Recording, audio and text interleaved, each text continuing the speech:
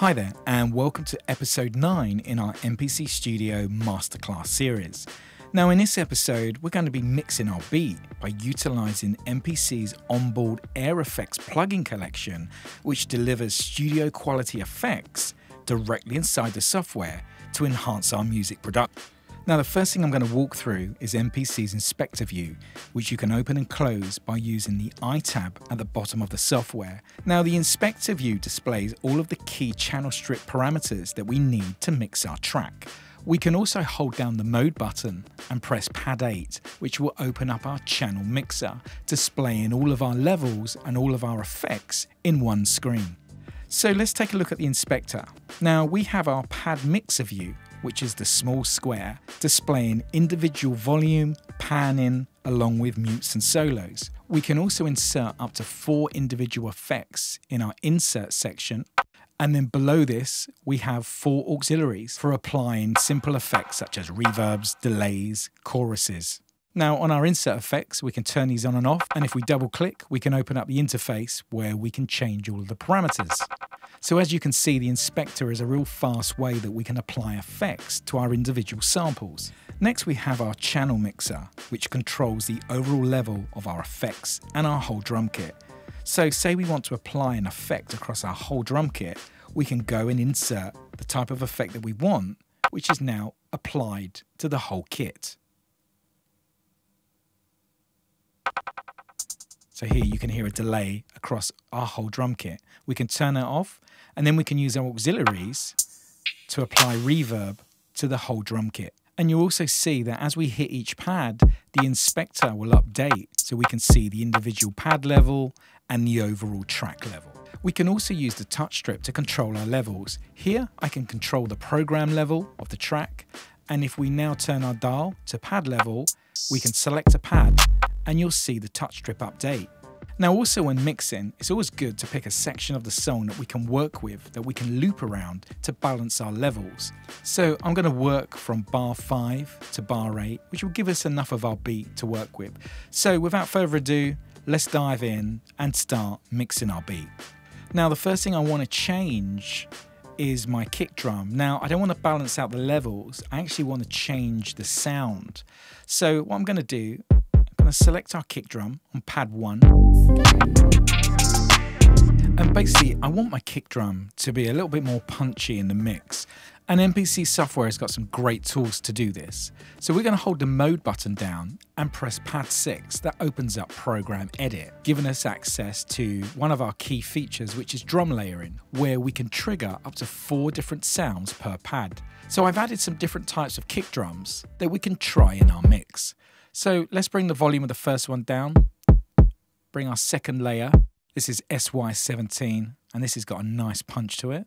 Now if we navigate to the right, each pad has up to 8 drum effects that we can apply, and one of these effects is soft clipping. So as we increase this, we're adding saturation and distortion to our sound, giving it more punch in the mix.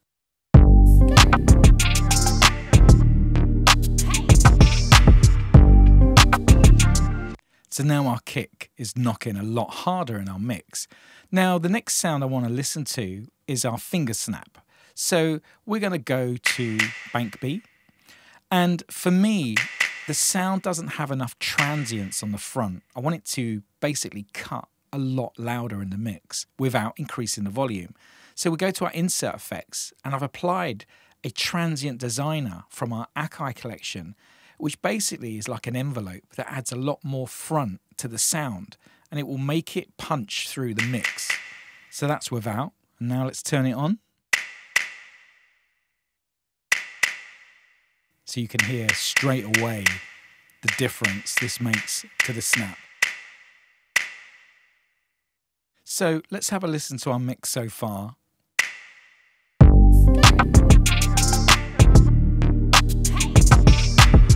We can already hear the changes that's made to our beat. So now I'm going to select our rim shot. And what I want to do is use our auxiliary sends to apply some reverb. So as I showed you before, we've got different effects set up on these. So if we increase number 1, we've now got a little bit of space on our rim shot. Now, the great thing about auxiliaries is that we don't have to apply these effects to different tracks. We can basically go into our channel mixer and let's turn those off. And now you can see our 4 auxiliaries. So this one has reverb. So this will basically allow us to apply reverb to any track by using those sends. And then our next track has delay. And you can change these out to whatever you want, but it's a very fast way, and it also optimizes performance because you're not applying loads of plugins onto different tracks. So let's add some reverb on the clap using the auxiliary. And now let's play the beat.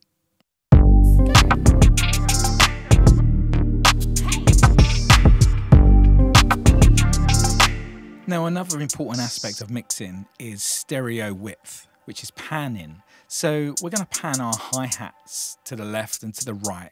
So this gives us a lot more space as well, because we don't want the same type of sounds occupying the same space. So let's pan these over as well. And now let's play our mix.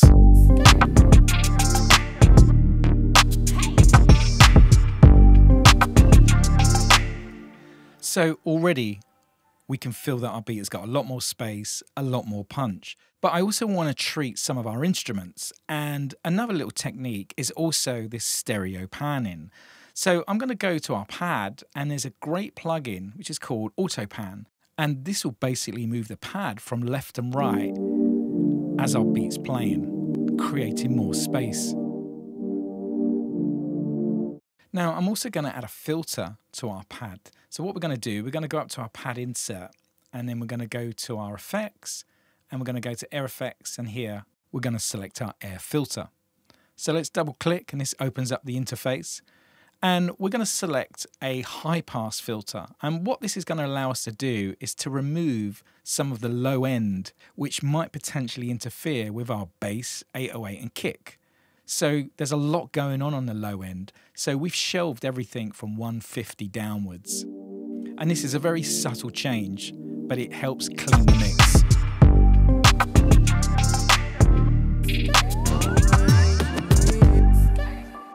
So let's add the same process to our Rhodes track, which has got a nice chorus on it. And what we're going to do is we're going to add auto pan to this as well, which is already inserted.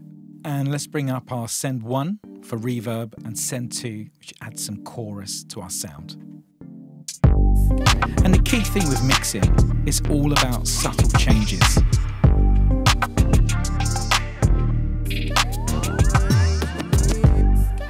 And then I'm going to go to our vocal samples and add some textures to those. So they're located on track 1, and we go to Bank D. And I'm going to add a nice long delay. Now this is already on your project file, so just turn this on. And now that bounces left and right. It's a real nice ping pong delay.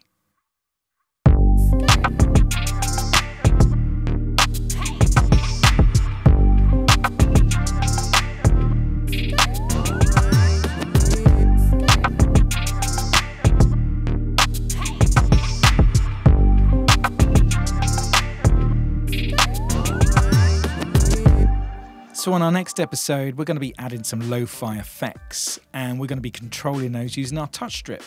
So until the next episode, see you next time.